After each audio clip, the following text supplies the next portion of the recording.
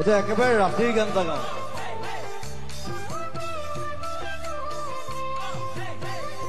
যিটো গান অসমৰ প্ৰত্যেকটো ল'ৰা ছোৱালীয়ে ৰাতি শুনে,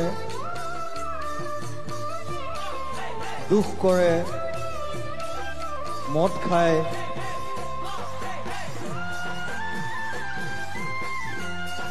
so I wrote it like that.